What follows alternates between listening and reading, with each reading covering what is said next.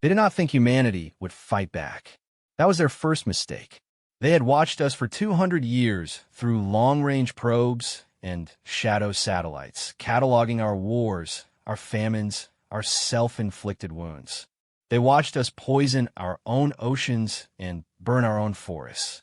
They watched us nearly blow ourselves into ash twice in the 20th century alone.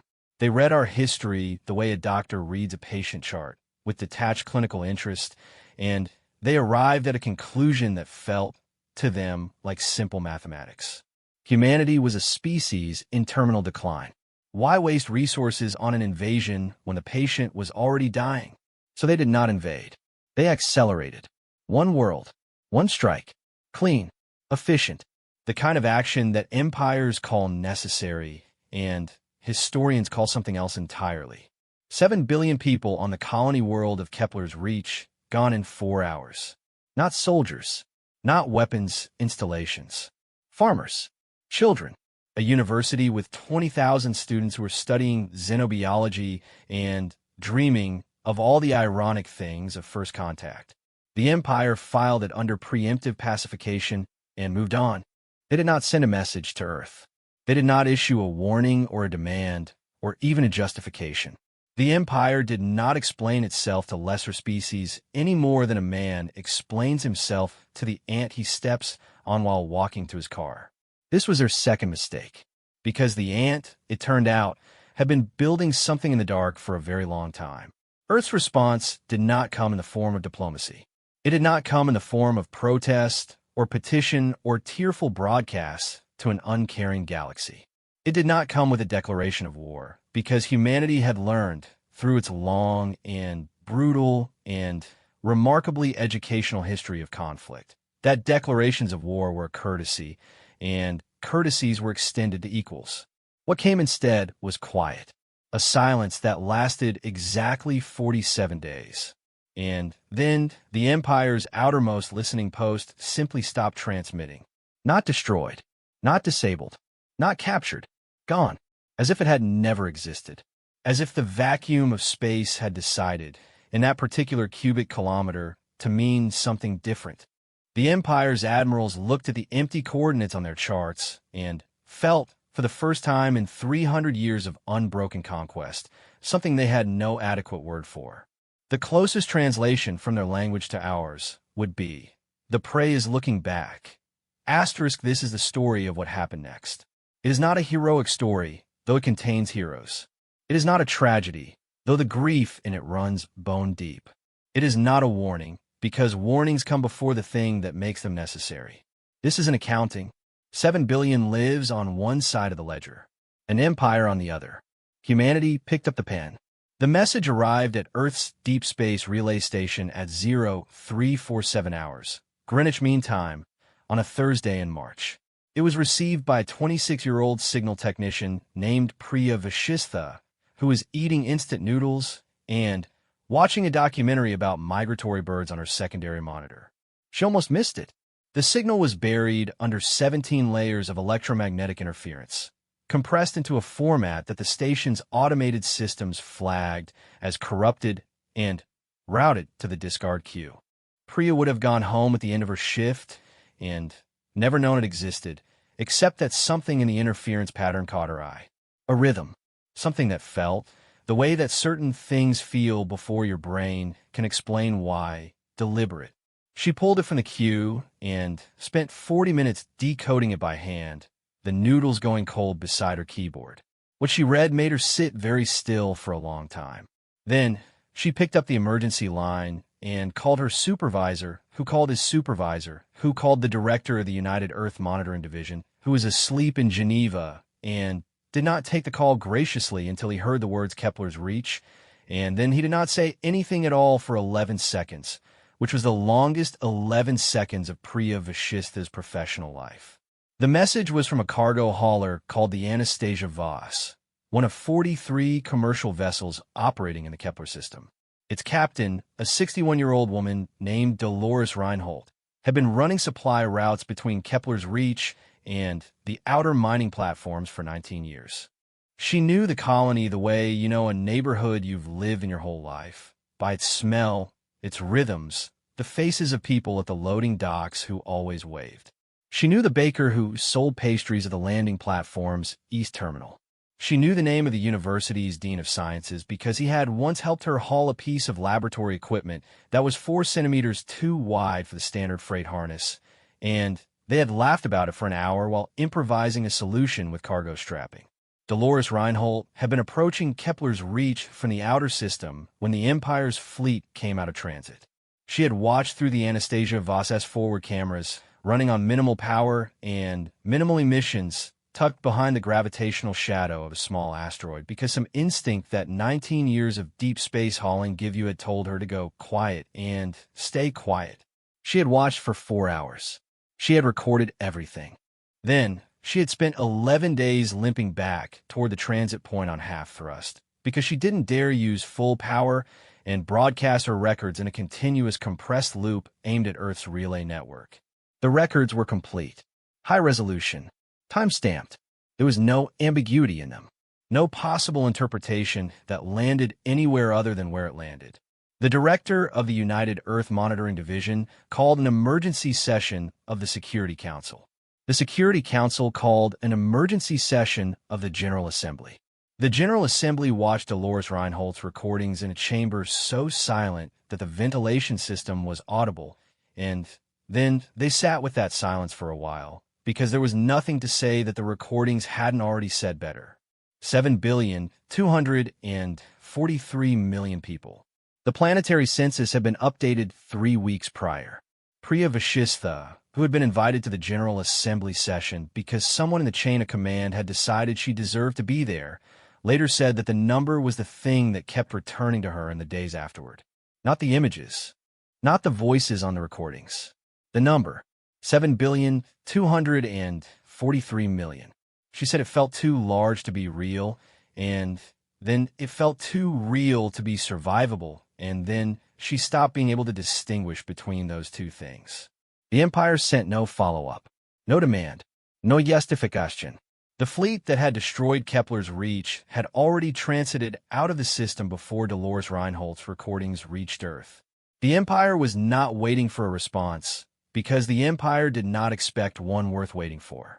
This was their third mistake, and it was the one that cost them everything, though they would not understand that for some time. The woman who understood it first was not a general or a politician or a strategist. She was a materials engineer named Dr. Amara Osei, and she was 63 years old, and she had been working for the last 11 years in a research installation buried under 3 kilometers of Antarctic ice, in a project that appeared on no public budget and no organizational chart that any journalist had ever successfully obtained. The project had no official name. Among the people who worked on it, it was called the Quiet Program, because the first rule of the Quiet Program was that you did not discuss it outside the ice.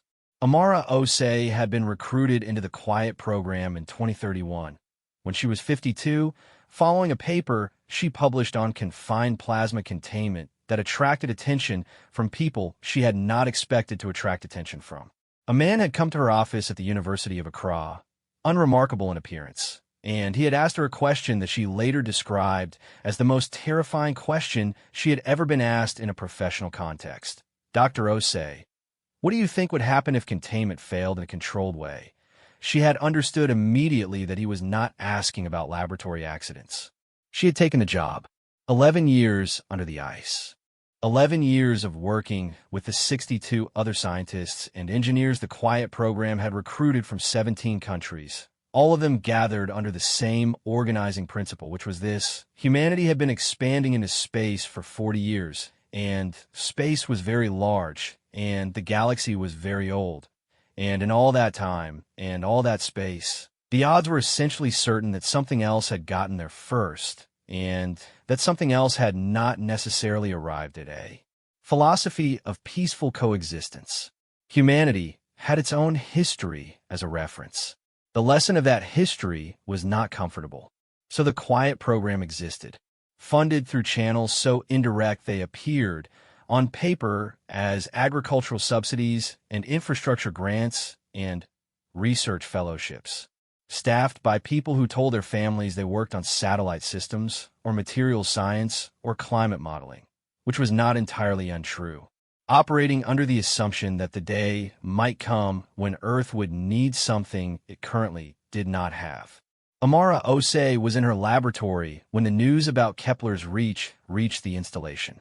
She was told by the program's director, a thin Finnish man named Eero Mäkinen, who came to her workstation and stood there for a moment without speaking, which was unlike him, and then told her.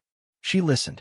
She did not cry, though she had a cousin who had emigrated to Kepler's reach 14 years ago, a fact she had not disclosed during her security clearance because the cousin had emigrated before the clearance process began, and the omission had felt, at the time, like a technicality.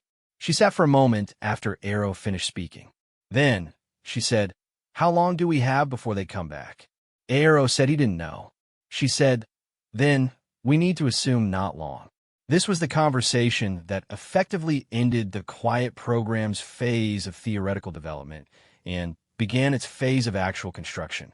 The timing was either fortunate or terrible, depending on where you stood. The program's primary theoretical work was complete. The engineering models were validated. The remaining work was fabrication and assembly, and fabrication and assembly took time, and time was the one resource that Kepler's reach had just demonstrated was not guaranteed. Amara called her team together in the main laboratory. 22 people around a conference table carved out of the bedrock, under lights that had been buzzing at a slightly wrong frequency for 3 years because the replacement parts kept being delayed, and eventually everyone had stopped noticing. She told them what had happened. She watched their faces. She gave them 30 minutes to do whatever they needed to do privately, call family, sit alone, whatever, and then she asked them to come back. All 22 came back. She told them what they were going to build, and how long it would take, and what it would mean. Nobody left the table. Up on the surface, in the months that followed, the world looked like a world in mourning, because it was. Memorials were held. Vigils were lit. The Security Council passed resolutions. Politicians made speeches about justice and accountability and the community of civilized species, and the speeches were not insincere, but they were also in the way that speeches often are, beside the point. The Empire monitored Earth's broadcasts with the patient disinterest of a naturalist observing a species going through a known behavioral sequence. Grief, protest, ineffective political mobilization. The naturalist's notes would have read, as predicted, below the Antarctic ice, Amara Osei and her team worked 18-hour days. The Empire had, in its long history of expansion, encountered 47 species capable of spaceflight. Of those 47, 6 had attempted military resistance. All 6 had been neutralized within what the Empire's historical records called acceptable engagement parameters, meaning the resistance had been overcome without disproportionate cost. The Empire's tactical doctrine had been refined over 3 centuries of conflict into a system of extraordinary sophistication. It accounted for every form of conventional warfare. It accounted for biological resistance and economic sabotage and guerrilla insurgency. It had models for every type of opposition that a species at humanity's technological level could theoretically mount. It did not have a model for what Amara Osei was building, because what Amara Osei was building had not existed before. It had not existed because building it required a specific combination of theoretical insight and manufacturing capability and absolute moral willingness that no species, in the Empire's experience, had previously assembled in that configuration. The Empire's assessment of humanity's military capability was accurate based on what the Empire could see. It was the things the Empire could not see that constituted the problem. The first prototype test happened 14 months after Kepler's reach. It was conducted at 200 hours inside a reinforced chamber that had been built specifically for the purpose, and it lasted approximately 1/3 of a second before the containment parameters were deliberately released. The chamber was 100 meters underground. The bedrock absorbed the output. On the surface, a seismograph registered a small tremor consistent with minor tectonic settling. Nothing that would attract attention. Nothing that looked like anything other than what glaciers do when they shift. Amara Osei stood behind a monitoring glass and watched the readings and did not say anything for a long time. Then she said, "Scale it up." What she had just witnessed, contained within a chamber the size of a shipping container, had output sufficient to sterilize a surface area of approximately 3 city blocks. That was the prototype. That was the proof of concept. What they were going to build next was not the prototype. Eero Mäkinen stood beside her and looked at the same readings. He said, "The council needs to know." She said, "The council already knows we exist. They don't know what we've done." He said, "They need to." She said, "Yes, they do." She was not afraid of showing them. She was not uncertain about the program or its purpose or its moral architecture, which had been the subject of more internal debate over 11 years than any other single topic. So much debate that it had a dedicated documentation archive that ran to several thousand pages. She was afraid of something else, something smaller and more specific. She was afraid that when the council saw what humanity now possessed, some of them would want to use it before it was necessary. History had a word for species that used everything they had the moment they had it. The word was extinct. She sent the report. She went back to her team. They kept building. Outside the ice, the Empire's nearest fleet had repositioned.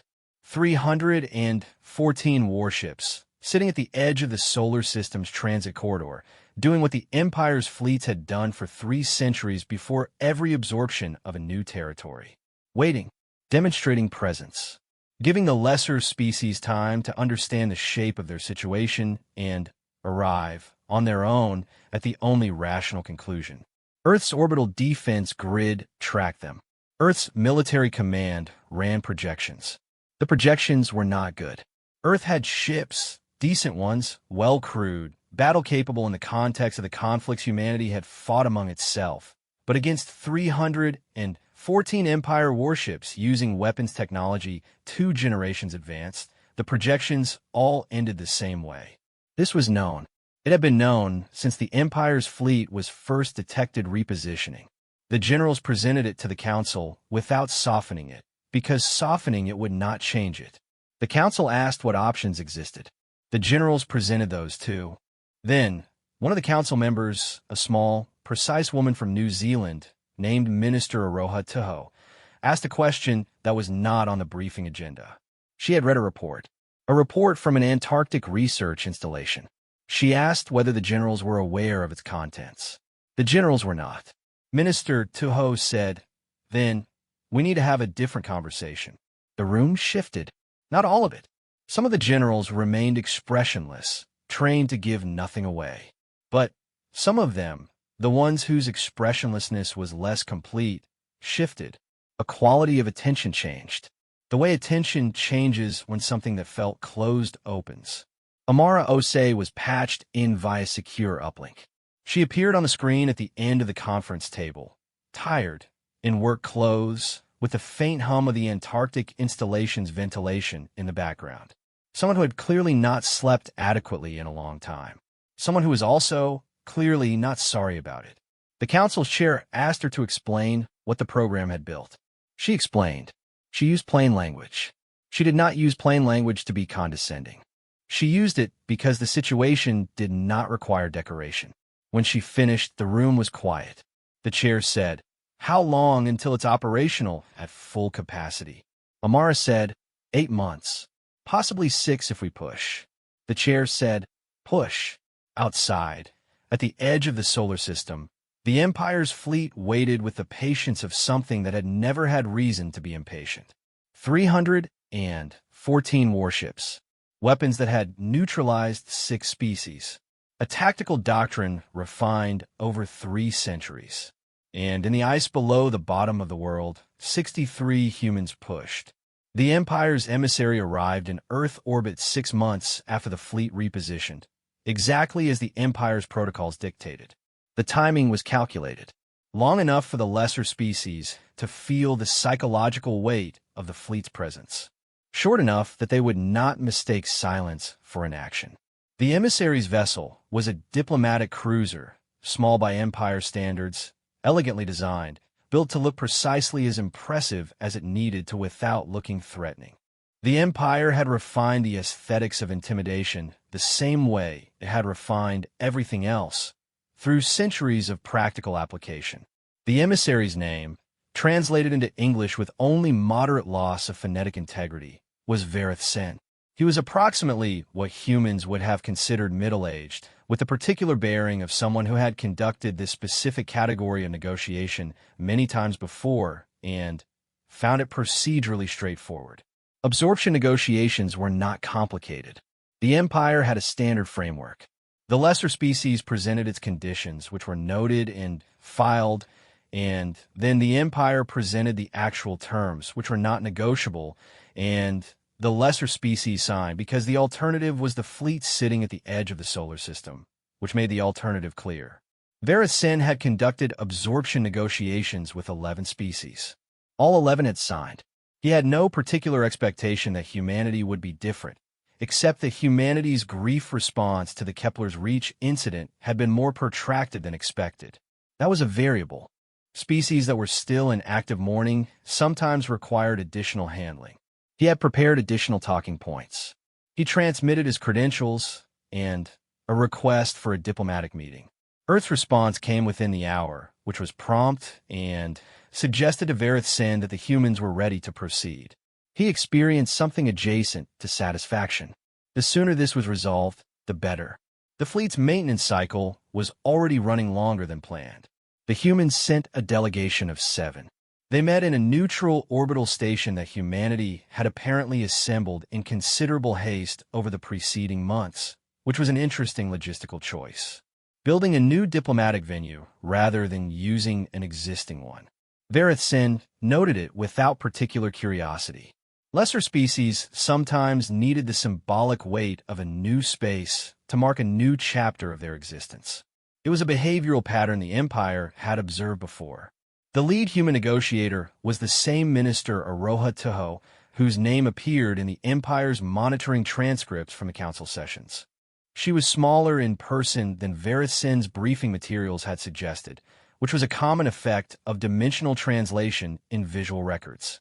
She was also calmer than he expected. Species in grief state were often either combative or visibly fragile. She was neither. She sat across the table with the stillness of someone who had made a decision some time ago and was no longer in the process of making it. Vareth Sin opened with the Empire's standard acknowledgement of the transition period, a formal recognition that moments of civilizational adjustment were difficult and that the Empire was prepared to be generous in its incorporation of humanity's existing governmental structures into the imperial framework. It was a speech he had given 11 times. He delivered it without the script because the script was unnecessary after 11 iterations. Minister Tuho listened. She did not interrupt. When he finished, she was quiet for a moment. Then, she said, "We want to discuss Kepler's Reach." He said, "The pacification action was a regrettable necessity." She said, 7,243,000,000 people. He said, "The Empire acknowledges the difficulty." She said, "I want you to say the number." He paused. In 11 negotiations, no representative of a lesser species had ever asked him to do that. He processed the request. He decided a grief displacement behavior. He said the number. She watched him say it. Then she said, "Thank you." And then she opened a folder on the table and placed a single document in front of him. These are humanity's terms. He looked at the document. He did not immediately speak because what he was reading was not what absorption negotiations produced. Absorption negotiations produced requests for cultural preservation clauses and retained autonomy provisions and economic consideration packages. The document in front of him did not contain any of those things. It contained 3 items. The first was a full withdrawal of Empire military forces from a buffer zone of 100 light-years surrounding Earth's colonial territories, to be completed within 60 days. The second was the transfer to Earth's government of the complete historical record of every species the Empire had subjected to what the document called terminal pacification actions, along with full material reparations calculated on a per capita basis. The third was the public acknowledgement, broadcast on all Empire communication channels, that the action at Kepler's Reach constituted a war crime under any framework of civilized law, including the document specified, the Empire's own founding charter, Article 7, which Veritsen knew because he had read it, did in fact contain language that the Empire's legal apparatus had spent considerable effort interpreting in ways that made Kepler's Reach technically permissible. He read the document twice. He set it down. He said, "These terms are not serious." She said, "They're the only terms." He said, "Earth has no leverage that would compel." She said, "We have one thing." He waited. She said, "We have nothing left to lose." It was a statement Veritsen had heard before in various forms. It was generally the last negotiating position of a species that had exhausted its other options and was attempting to introduce emotional weight as a substitute for strategic leverage. He had a prepared response for it. He delivered the response, which outlined, with courteous precision, the fleet's capabilities relative to Earth's and the timeline for orbital bombardment should Earth choose noncompliance. She listened to the whole thing. Then, she said, "We saw what you did to Kepler's Reach. We know what you're capable of. We're telling you it doesn't matter." He said, "That position is not rational." She said, "No, it's human." The negotiation ended without resolution. Veritsen returned to his diplomatic cruiser and filed his report, which characterized the human delegation as emotionally compromised and recommended a 2-week pause to allow the grief cycle to progress before rescheduling. He noted, as a secondary observation, that the humans had built a new orbital station in 6 months, which was faster than their previously documented construction capability suggested. He flagged it as a data point worth monitoring. The fleet's admiral, a career Empire officer named Torath Vel, read the report and authorized the 2-week pause. He was not concerned. He had commanded absorption operations against 3 species. 2 of them had attempted prolonged noncompliance. Both had ultimately signed. The calculus of force was not complicated. The Empire had more of everything that mattered. What he did not know, because the quiet program security architecture was genuinely exceptional, and because the Antarctic installation produced no detectable emissions above baseline geological noise, was that those 2 weeks were the last 2 weeks in which his certainty was factually accurate. In the ice below the bottom of the world, the final assembly was completed on a Tuesday. Amara Osei walked the length of the installation's primary bay and looked at what her team had built, and it occurred to her, not for the first time, that the thing she was most afraid of was not that it wouldn't work. She had tested it. She knew it worked. She was afraid of the version of humanity that existed on the other side of using it. There was a door here, she thought. The kind you could not come back through. She had known that from the beginning. She had agreed to it from the beginning. She was allowed to be afraid of it and agree to it simultaneously. Those 2 things were not contradictions. She went back to her workstation and wrote her final technical certification. Every component, every system, every redundancy and failsafe and operational parameter. She signed it. Eero Mäkinen co-signed it. They transmitted it to the council. Minister Tuho read the certification in her office in Geneva at 11 p.m. on a Wednesday. She sat with it for 2 hours. She called 3 other council members. They talked. Then she called Amara Osei. Amara answered on the second ring. She sounded like someone who had been awake for 30 hours and was not particularly bothered by it. Tuho said, "You're sure?" Amara said, "I wouldn't have signed it if I wasn't sure." Tuho said, "I mean about the other thing. The range. The parameters." Amara said, "It's precise. We build it to be precise. It could be as contained as we need it to be." Tuho said, "Or as broad." Amara said, "Yes." The silence on the line lasted a while. Tuho said, "I want you to know something." Amara said, "Okay." Tuho said, "Whatever happens next, whatever we decide to do, your name is going to be attached to it. So is your team's. So is mine. I want to make sure we're making the right decision for the right reasons." Amara said, "What are the right reasons?" Tuho said, "I don't know. That's why I'm asking you." Amara was quiet for a moment. Then she said, 7,243,000,000 people. We didn't start this. We didn't choose it. But if we don't answer it, we're saying that it's okay. That something like that can happen to us, and we just absorb it and sign the paperwork and keep existing in whatever shape they permit us to exist in. She paused. I didn't build this so we could be permitted to exist. I built it so we could decide on our own terms what happens next. Tuho said, that's the reason I needed. 2 days later, at 0600 hours, Earth's second negotiating message was transmitted to the Empire's diplomatic cruiser. It was short. It contained only one sentence, and that sentence was not a demand or a treaty clause or a legal argument. It was a set of coordinates and a timestamp. The coordinates pointed to a location at the edge of the Kepler system. The timestamp was for 4 days from the transmission date. Vareth Sin read the message twice. He transmitted it to Admiral Torath Vel with a note characterizing it as a grief ritualism behavior.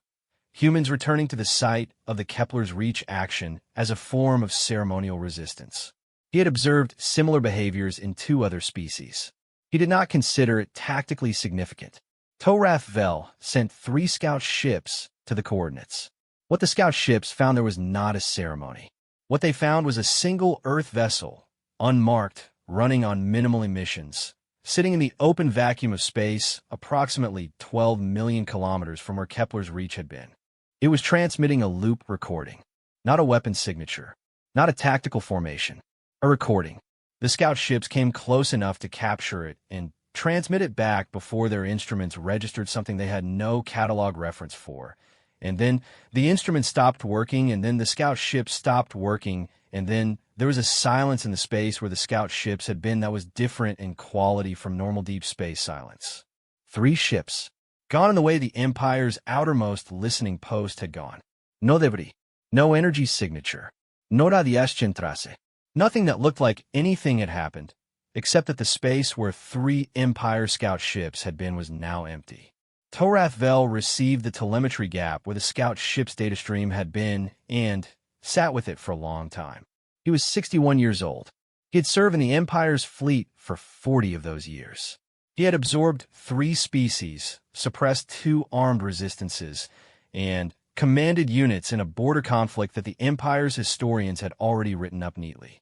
He was not, by nature or by training, a man who dealt in uncertainty. He sent another scout ship. It was a reflex, the kind of procedural response that training produces when comprehension fails. The 4th scout ship stopped transmitting 9 hours after it reached the Kepler system coordinates. Torath Vel looked at 4 telemetry gaps where 4 ships had been. He picked up the fleet command channel and issued a general alert. He ordered the diplomatic cruiser back from Earth orbit. He ran tactical projections on what kind of weapon could eliminate a ship without leaving detectable debris or energy traces, and every projection came back with the same result, which was a category that read, no known matching technology. The recording the scout ships had captured before they stopped working had been partially transmitted before the signal cut out. Torath Vel's analysts assembled what they had. It was a human voice, a woman, speaking in English, which the Empire's translation systems handled adequately. The message was 63 seconds long, and the transmission cut out at the 51st second. The 51 seconds the Empire received were enough. The woman's voice was calm, unhurried, the voice of someone who had thought carefully about what they were going to say and had decided that plain language was sufficient. She introduced herself as Dr. Amara Osei. She said she was a materials engineer. She said she worked on Earth in a research installation and that she and her colleagues had spent the last 11 years building something. She said she wanted to explain what it was, not because the Empire needed to understand it technically, but because she believed that the people responsible for making decisions should understand the consequences of those decisions before those consequences arrived. She explained briefly and accurately what the Quiet program had built. She described its output parameters. She described its range. She described the precision of its targeting systems and also clearly and without apparent emotion what it was capable of if precision was not the priority. Then, she said, "We are not asking you to leave. We're telling you. You have 30 days to begin withdrawing from the coordinates specified in our negotiating terms. We know you're faster than that. We know you can do it in less. The 30 days are a courtesy. We extend it because we're still, in spite of everything, trying to be civilized." She paused. Kepler's reach was 7,243,000,000 people. We counted. We will keep counting. And we want you to understand something that your experience with other species may not have prepared you to understand. We are not threatening you. We have already decided. What we are offering you in these 30 days is the chance to make a different decision than the one that brought your fleet to our solar system. Another pause. Longer. We lost 7 billion people. We would prefer not to be the kind of species that answers that by losing more, ours or yours. But we will not sign your terms. We will not be absorbed. And if you bring your fleet closer to Earth, we will demonstrate, in a way your analysts will have no difficulty understanding, that the 4 ships you have already lost today were us being careful. The recording ended at the 51st second, before whatever she said in the remaining 12 seconds. The analysts ran recovery attempts on the missing segment for 16 hours before concluding the data was unrecoverable. Torathvel sent his report to the Empire's Central Command. He included, as an addendum, a tactical assessment. The assessment was 5 pages long and contained, in its final paragraph, a sentence that no Empire fleet admiral had ever written in a tactical assessment before. The sentence read, "I am unable to provide a confident engagement recommendation given the current information deficit regarding the enemy's demonstrated capabilities. Central Command read the report." They convened an emergency session. At the edge of the solar system, 314 warships held their position. They were still. The stillness was different from before. Before, the stillness had been the stillness of patience. Now it had a different quality. The prey was looking back, and whatever it had built in the dark, it had built well. The Empire's Central Command met an emergency session for 6 days. It was the longest emergency session in 300 years of imperial governance, and the length of it was itself a kind of information. The Empire's decision-making apparatus had been refined into an instrument of efficient authority. It did not deliberate excessively. Excessive deliberation was a symptom of uncertainty, and the Empire did not, in its institutional self-conception, accommodate uncertainty. Every previous emergency session had resolved within 48 hours. The fact that this one had stretched to 6 days communicated to every person in the imperial political structure who was paying attention that something had changed in the fundamental geometry of the Empire situation, and the people who were paying attention were paying very close attention indeed. What the session was working through was not primarily the military question, though the military question was present and complicated. The session was working through something that had no adequate word in the Empire's political vocabulary, because the Empire had never needed such a word. The closest approximation would have been something like the problem of an opponent you cannot calculate. The Empire's strategic doctrine rested on calculation. Every decision, from fleet positioning to diplomatic timing to resource allocation, was a product of calculation. You assessed your capabilities, you assessed the enemy's capabilities, you determined the ratio, and the ratio told you what to do. The ratio had been reliable for 3 centuries. It had never failed to resolve into a clear answer. The ratio, when applied to humanity, did not resolve. Not because humanity's conventional military capability was impressive. It was not by Empire standards. Earth's fleet was outgunned by a factor that the Empire's analysts could specify to 3 decimal places. The issue was the thing they could not specify: the 4 missing scout ships, the absence of debris or energy trace, the weapon that Amara Ose had described, with calm specificity, in a 63-second recording that Central Command had now watched 412 times. They had sent their best theoretical physicists to analyze the partial recording. The physicists had worked for 5 days and produced a report that was, in the context of imperial science, unprecedented. The report said, The described mechanism is theoretically consistent with a class of energy manipulation that we have modeled as impossible to achieve at practical scale with any currently known material configuration. Then it said, "We are revising our assessment of what is practically achievable." This was the kind of sentence that changed things. The Empire had encountered 6 species capable of meaningful military resistance. None of them had possessed technology the Empire's physicists needed to revise their understanding of what was possible. Humanity, which the Empire's long-range assessments had categorized as a species in terminal self-destructive decline, had apparently been doing something in an Antarctic ice sheet that required the Empire's physicists to update their models of physical reality. This was not, to put it plainly, what the Empire had expected. The session's 6th day produced a decision. And the decision was not what any of the admirals who had positioned 314 warships at the edge of Earth's solar system would have chosen. The decision was to send Verithsen back to the orbital station with new authorization parameters.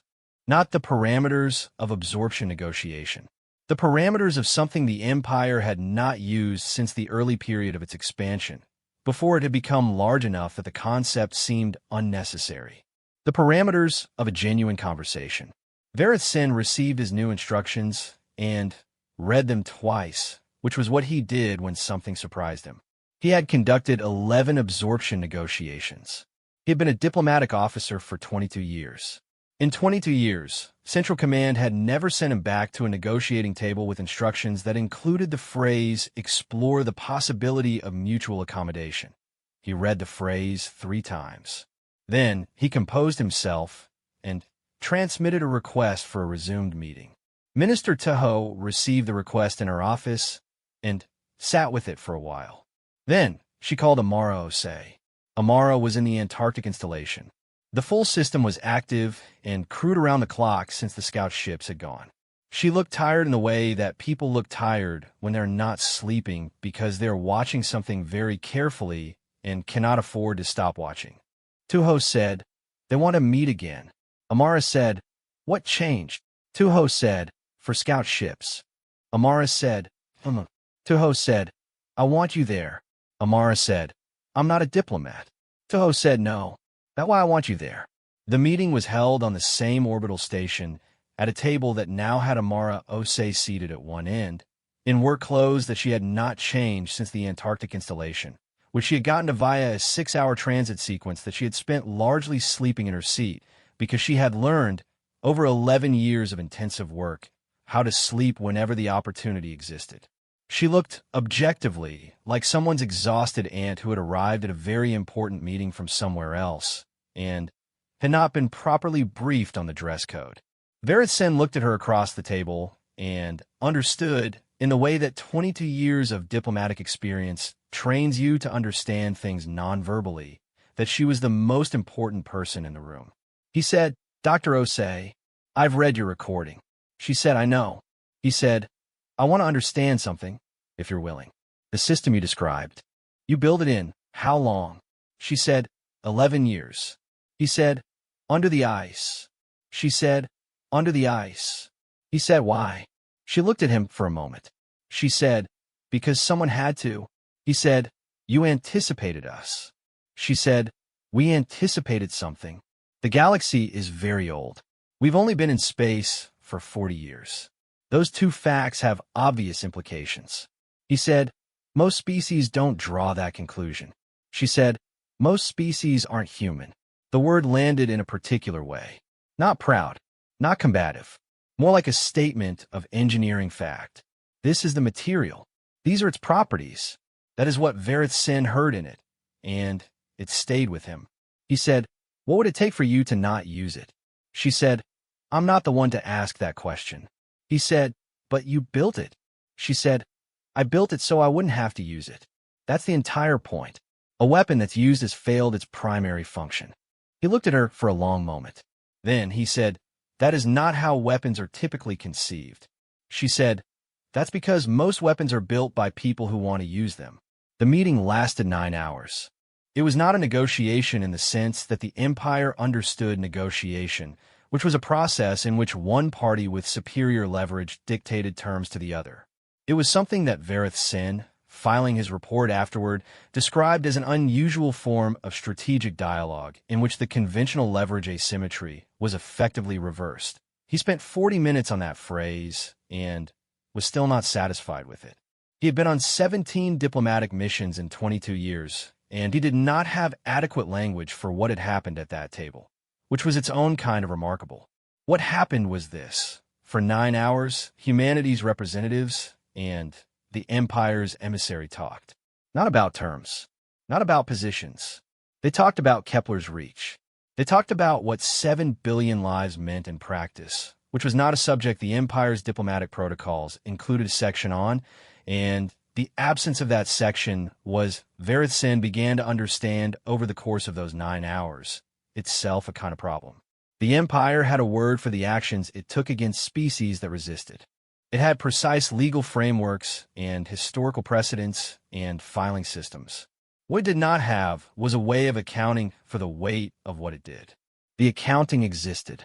The weight was not in it. Minister Tuho put a figure on the table. Not 7,243,000,000. A different figure. The total number of individuals across all species the Empire had subjected to terminal pacification actions in 300 years of expansion. Vareth Sin knew the number theoretically, the way you know a number that appears in historical documents, but has never been said aloud in a room you were sitting in. Tuho said it aloud. She let sit. She did not add anything to it. Amara Osei watched Vareth Sin while Tuho said the number. She watched his face. She was not watching for weakness or advantage. She was watching to determine whether there was something in him that was capable of registering what the number meant, because the answer to that question was important. If the answer was no, then the conversation was a waste of time and a different kind of answer would be necessary. His face did something complicated. It lasted about 2 seconds. He controlled it back to neutrality. But she had seen the 2 seconds. She said, "You have children?" He said too. She said, "I have a cousin who was at Kepler's reach." Was. He said nothing for a moment. Then he said, "I'm sorry." It was not a diplomatic phrase. It was the kind of thing a person says when they're briefly more themselves than their function. She said, "I know." The 9 hours produced a document that was not a treaty. It was a framework for the beginning of a process that might eventually produce a treaty. It was careful and specific and honest about what it was and wasn't, which made it unusual in the history of documents produced between humans and the Empire, of which this was the first. It committed both parties to an extended series of structured dialogues. It committed the Empire to a provisional freeze on military activity within the buffer zone. It committed neither party to anything that either party was not currently prepared to commit to, which meant it committed humanity to keeping the quiet program operational and staffed, and it committed the Empire to figuring out what it was actually dealing with before it did anything drastic. It was not justice. Nobody at the table pretended it was justice. Justice for Kepler's reach did not exist in a form that a document could contain. What it was at minimum was a pause, a breath, the space between the thing that had happened and whatever was going to happen next. Vareth Sin returned to his diplomatic cruiser and filed his report. He sat in his office for a while afterward and looked at the wall, which was a thing he did not typically do. He was 54 years old. He had spent his career believing, not uncritically, but genuinely, that the Empire's framework was the most functional structure for managing the complexity of a multi-species galaxy. He had believed it the way you believe things that have never given you specific reason not to. He was not certain, sitting in his office looking at the wall, that he still believed it in the same way. He did not know what to do with that. He filed his report. He ate dinner. He slept poorly. On Earth, the provisional freeze held. For 3 weeks, the Empire's fleet sat without moving. Earth's defense systems tracked them continuously. Amara Osei's team worked 18-hour shifts watching sensor data that showed 314 warships doing nothing, which was better than the alternative and not yet good enough. On the 22nd day, one of the fleet's smaller vessels broke the freeze. It was not an attack. It was a patrol ship making an adjustment to its holding position inside the buffer zone by a margin of about 11,000 kilometers. A navigational drift correction, almost certainly unintentional. The kind of thing that happens when 314 ships sit in formation for 3 weeks and someone's positional calculation runs slightly long. Earth's orbital tracking systems flagged it in real time. The flag went to military command, which went to the council, which went to Minister Toho's desk at 3 a.m. on a Thursday. Toho read the flag. She read the navigational analysis that said probable drift correction rather than intentional incursion. She stared at the coordinates for a while. Then, she sent a message to Amara Osei. Amara was awake. She read the message. She looked at the sensor data. She looked at it for a long time. Toho's message said, "Your call, this was technically inaccurate. It was the council's call." But Toho had learned, over 6 months, where the actual decision-making weight in this situation resided, and it was not in her office or in the council chamber. It was in an Antarctic installation, with a 63-year-old materials engineer who had spent 11 years building a thing she prayed she would never have to use. Amara sat with the sensor data. She thought about the patrol ship. She thought about navigational drift and the practical realities of keeping a fleet in position for 3 weeks. She thought about Verith Sen's face during the 2 seconds when the numbers sat in the room. She thought about her cousin. She typed back to Toho. Asterisk, let it go. Log it. Tell them we logged it. Asterisk, the patrol ship corrected its position and returned inside the buffer zone without incident. The next morning, Toho transmitted a formal notification to the Empire's diplomatic cruiser, noting that Earth's monitoring systems had tracked the buffer zone incursion, cataloging the precise coordinates and duration, and reminding the Empire that Earth's patience was not the same thing as Earth's inattention. Verith Sen received the notification and showed it to Torath Vel. Torath Vel issued new positioning orders to the fleet that afternoon, pulling all vessels an additional 20,000 kilometers back from the buffer zone boundary. It was not a concession. Torath Vel would not have called it that. It was a tactical adjustment based on updated environmental information. But it was 314 warships moving away from Earth instead of toward it, and Amara Osei watched the sensor data confirm the movement and permitted herself for approximately 45 seconds to put her face in her hands in the privacy of her office.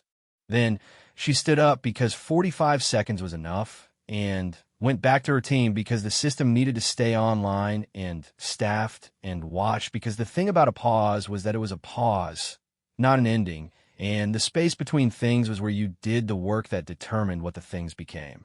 She walked the length of the installation's primary bay. She looked at what they had built. She thought about what Verith Sen had asked her. You anticipated us. Not specifically, she thought. She had not anticipated the Empire specifically. She had anticipated the shape of what the galaxy eventually produced. Old space. Young species. The mathematics of first contact when one party had been there much longer and had mistaken duration for superiority. She had anticipated the shape of it, and she had built something in response to that shape. She was not glad she had. She was not sorry she had. She was something harder to name than either of those things. She was a person who had looked at the world as it was, not as she wished it to be, and had made something adequate to the reality. That was all. It felt like enough. Most days it felt like enough. Outside, the 314 warships held their new position. Inside the ice, 63 humans kept watching. The 30 days were not up yet. On the 31st day, the Empire blinked. Not publicly, not formally. The Empire did not do anything publicly that could be interpreted as a concession to a species it had spent 300 years absorbing or eliminating, because the Empire's authority rested on a specific kind of story it told about itself. And stories of that kind are structurally incompatible with visible retreat. What happened instead was that Verith Sen transmitted a private message to Minister Toho's encrypted diplomatic channel at 0200 hours, and the message was not on Central Command's official record, which told Toho everything she needed to know about what it contained before she opened it. The message said, Astra's Central Command has authorized me to explore the possibility of a revised framework for the Kepler's Reach incident. This communication is preliminary and without formal standing. I am transmitting it in my personal capacity as an interested party to a productive resolution. Please treat it accordingly. Tuho read it 3 times. Then, she forwarded it to Amara with a note that said, "He's scared." Amara wrote back, "He should be." Then, she wrote, "We need to be careful here. This is the moment where we decide what kind of species we are on the other side of all of this." Tuho read that, and sat with it for a while. Then, she replied, "Come to Geneva." Amara came to Geneva. It was the first time she had been above ground for an extended period since Kepler's Reach, and she spent a few minutes standing outside the council building in the early morning cold, looking at a sky that was gray and low and smelled like rain. She had been under the ice for so long that the openness of an outdoor space felt slightly wrong, the way spaces feel when you have calibrated your senses to something smaller and closer. She stood there until the feeling normalized. Then she went inside. Tuho's office had a window that looked out over the lake. It was a deliberate feature of the building's design, the kind of design choice that said something about the people who had built it and what they thought a view of water did for people who had to make hard decisions. Tuho was standing. She didn't turn around immediately. They had known each other for 6 months, which was not long in ordinary terms, but in the terms of what they had been through together in those 6 months, it was the equivalent of something much older. Tuho said, "Do you know I keep thinking about?" Amara said, "Tell me." Tuho said, "I keep thinking about what the Empire's founding charter says. Article 7, the language about civilized conduct. They wrote it themselves. 300 years ago, some group of people who were building something they believed in sat down and wrote a document that said explicitly that there are things you don't do. And then they spent 300 years finding ways to make what they were doing not technically be those things." She paused. "That's not ignorance. That's a choice." Amara said, "Yes." Tuho said, "So the question is whether the people we're dealing with now are capable of a different choice." Amara said, "Verith Sen is." Tuho said, "He's one person." Amara said, "One person is where it starts." They drafted the response to Verith Sen's unofficial message together, over 4 hours, with significant disagreement about the 3rd paragraph, which Tuho wanted to be firmer on the reparations language, and Amara wanted to leave more open, because in Amara's experience, the things you force people to agree to in principle before they were ready to agree to them in practice produce paperwork, not change. They arrived at language that satisfied neither of them completely, which meant it was probably correct. The response restated Earth's core positions without adjustment. It was not a concession. It acknowledged the private channel and the unusual standing of the communication and offered to continue in the same way, if continuing in that way produced anything of substance. It said, in its final paragraph, in language that Amara had written and Tuho had edited, and both of them had read 6 times before agreeing to send. We are aware that what you are being asked to acknowledge is not merely a legal question. It is a question about what the Empire is and what it chooses to be. We are not in a position to answer that question for you, but we are in a position to remain at this table for as long as answering it requires. It was sent through Tuho's private channel at 11 p.m. on a Thursday.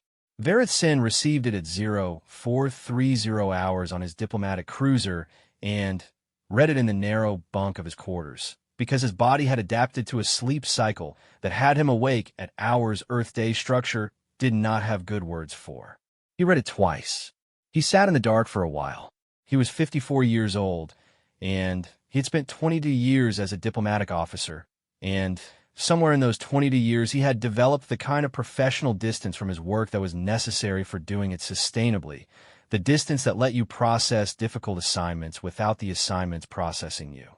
He was aware, sitting in the dark of his bunk, that the distance was not currently doing its job. He thought about his children, 14 and 11. He had not seen them in 8 months. He thought about the look on Amara Osei's face when she said was about her cousin, the specific way someone's face looks when they use the past tense for a person who was recently the present tense. He had seen that look on other faces in other negotiations. He had filed it in the part of his professional experience marked difficult, and moved on, because moving on was how you did the job. He had not been able to file it this time. He sent Tuho's message to Central Command with a recommendation.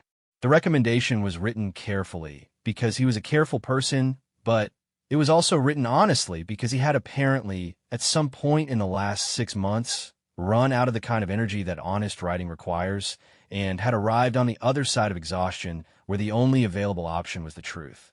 The recommendation said, asterisk, the tactical situation has not changed, but our understanding of it has. The human capability we have observed is real, is not fully characterized, and is under the control of people who have demonstrated both the willingness and the restraint to use it selectively. We are not in a position to neutralize this capability through conventional engagement without incurring costs that cannot be predicted or bounded. I recommend that Central Command consider the human terms not as a negotiating position to be countered, but as a baseline for a genuine structural renegotiation of our relationship with this species. Asterisk, he sent it. He went to sleep. It was the first time he had slept adequately in 6 weeks. Central Command received the recommendation and spent 10 days reading it. Not because it was long, because it required a category of response for which the apparatus did not have existing infrastructure. The Empire had acquired territory. It had absorbed species. It had suppressed resistance and conducted pacification actions and administered populations and extracted resources and built the largest political structure in the known galaxy. It had done all of these things and had the bureaucratic machinery to do them efficiently. What it did not have was machinery for the thing Vareth Sin was recommending, which was something more like treating a species you had wronged as a party with standing. Standing was the word. It was small and technical, and it meant everything. It meant you were not an object being managed. It meant your losses could be accounted for in a way that produced obligation. It meant the thing the Empire had done at Kepler's Reach was not a pacification action. It was a crime. And that word, that specific word with its specific implications, was the door that Central Command had been spending 300 years making sure never opened. The door was open. It had been opened by 4 missing scout ships and a 63-year-old materials engineer who had spent 11 years under the ice building something that shouldn't theoretically exist, and by a diplomatic officer who had looked at a woman's face when she said the past tense of a person, and by a planet that had been told it was in terminal decline and had responded by building a weapon in a place no one was looking.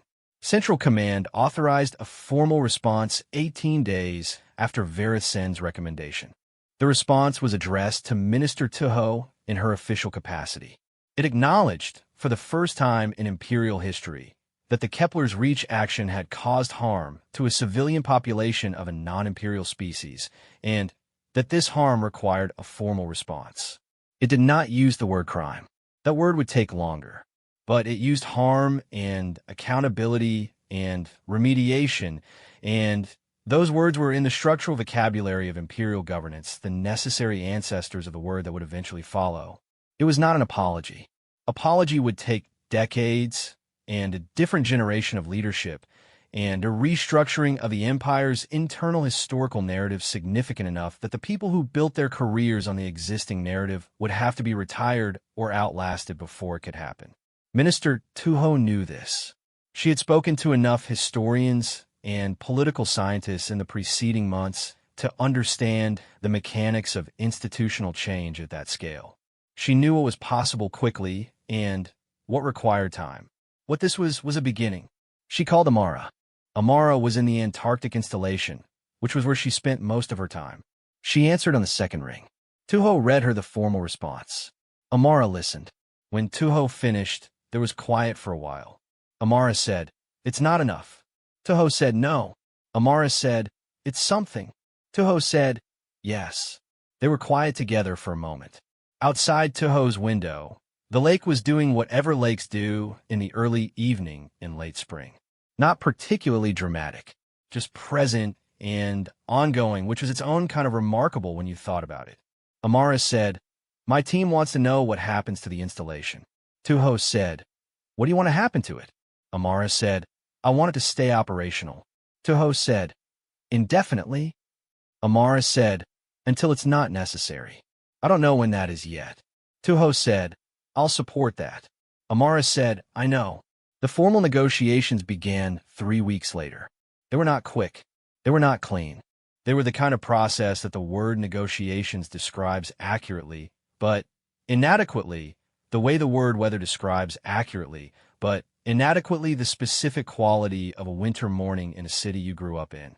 They contained moments of extraordinary difficulty and moments of unexpected progress, and long stretches where both sides were essentially performing the act of sitting in the same room and building through the sheer repetition of presence, something that might eventually be called trust, which is always built slowly and can only be built at all if both parties are willing to remain in the room when remaining feels pointless.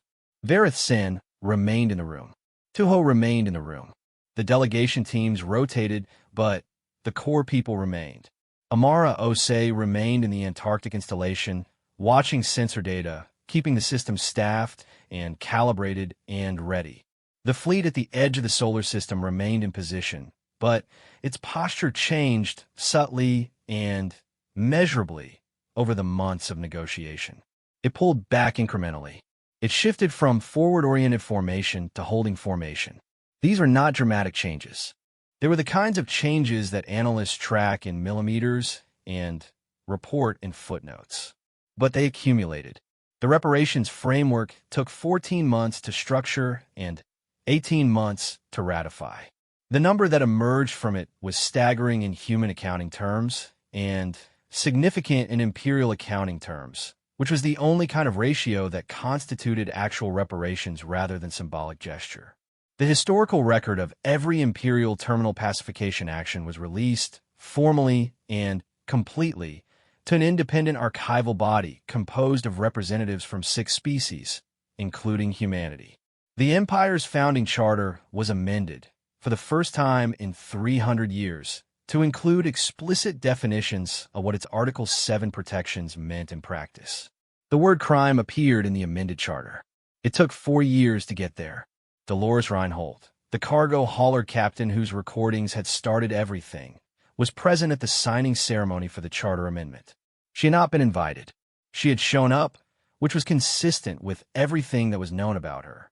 She was 65 now and had retired from hauling 2 years prior after 19 years.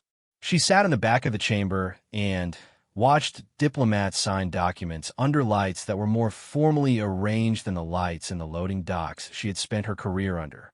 She did not cry. She was not that kind of person. She thought about the baker at the East Terminal landing platform, whose name she had not known and whose face she could no longer entirely reconstruct from memory. Because memory does that. It rounds the corners off things, and she thought that this was one of the worst things about loss, that the faces went first, that what you were left with was the impression of a person rather than the person, and that impressions were not enough, but had to be. She went home afterward. She had a small apartment in Oslo. She called her daughter, who was in university studying galactic law, which was a field that had not existed until recently. Her daughter asked how it was. Dolores said it was fine. Her daughter said, "Is it what you expected?" Dolores said, "No. Better in some ways. Worse in others." Her daughter said, "Which way's worse?" Dolores said, "They're still there. The fleet. They went from 314 ships to 260. And 260 is a long way from gone." Her daughter said, "But it's less." Dolores said, "It's less." Her daughter said, "Is that enough?" Dolores was quiet for a moment. She looked out the window of her apartment, which faced west, and gave her a view of a street and some trees and, on clear days, a sliver of the fjord. It was a clear day. The sliver of the fjord was visible, gray-green, and distant. She said, "It's more than we had. Whether it's enough, I think that's a question for the people who come after us." Her daughter said, "That's a very diplomatic answer for a cargo hauler." Dolores said, "I've had a strange few years." In the Antarctic installation, Amara Osei received the final ratification notification on a Tuesday evening. She was at her workstation, which was where she received most things. She read the notification. She looked at the sensor readout that showed 260 Empire warships at the edge of the solar system, holding position, maintaining the buffer zone that was now a legal fact rather than just a practical one. 260 was not gone. But gone was not the only metric that mattered. She thought about what she had built. She thought about what it had cost to build it, which was not money or time, though those too, but something harder to account for. 11 years of her life. 11 years of her team's lives. 11 years of being the kind of person who builds a weapon under the ice because someone has to be that person, and she had looked at the shape of the situation and understood that she was the one with the capability and the willingness and the clarity about what it was for. She was 66 now. She had been 52 when a man came to her office in Accra and asked his terrifying question. She had been 55 when she first walked the ice tunnel to the installation's primary bay and thought, this is what the next part of my life is. She had not been wrong about that. She had not regretted it, mostly. She had occasionally wanted to regret it, which was a different thing. She wrote a message to her team. It was not a formal communication. It was the kind of thing you write when you are aware that a period of your life has at least partially concluded, and you want to mark the conclusion in a way that does not require ceremony. She told them that the ratification had come through. She told them what it contained. She told them that the system was staying online and the shifts were continuing because the work was not done, and she was not prepared to call it done on the basis of legal documents, however significant those documents were. Then, she added one more thing. She wrote, Asterisk, I want to say something that I don't say often enough, which is that what we did here mattered. Not just the technical thing. The choice to be the kind of people who could build this and then use it the way we used it, precisely, carefully as a last resort and not a first one. That was the harder thing to build. I'm glad we were that. I hope we stay that. Asterisk, she sent it. She got up. She walked the length of the primary bay. The system hummed at a frequency too low to hear, but perceptible in the chest if you knew to pay attention. 63 people had built it. 14 of them had been replaced over the years by new recruits. 7 had died, 2 of them from things unrelated to the work, and 1 of them from a condition probably aggravated by the conditions of the work, which sat differently in Amara's accounting than the other deaths, and always would. The rest were still here, in various time zones, on various shifts, watching data streams that showed 260 ships maintaining a buffer zone that was now legal rather than merely practical. She stood in the bay for a while. She thought about 7,243,000,000 people. She said the number silently to herself, the way she had learned to say it, not as an abstraction, but as a weight, the specific weight of each individual life that added up to that number and could not be reduced to it. She had never been able to hold the number and the weight at the same time. She had decided this was correct. The weight should exceed the number. The number was what accounting required. The weight was what memory required. Both were necessary. She was tired. She was 66 and had not slept adequately in years, and was tired in a way that good sleep would not entirely fix, the kind of tired that was the natural result of being the kind of person who does what she had done for as long as she had done it. She was also, she realized, still standing. She thought that was probably enough. She went back to her workstation. She pulled up the sensor data.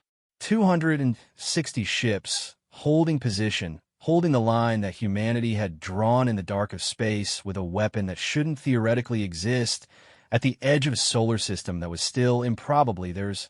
She watched the data for a while. Nothing moved. Nothing changed.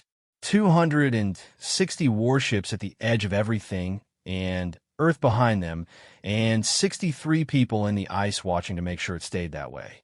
Outside the Antarctic installation, above 3 kilometers of ice, and then the sky, and then the black past the sky, the galaxy continued. It was very old and very large and contained things humanity had not yet encountered, which was either terrifying or clarifying depending on the day and what you had already survived. Amara Osei had survived enough to know which thing it was most days. It was clarifying. There was more to be ready for. She pulled up a blank document and started writing the specifications for the next system.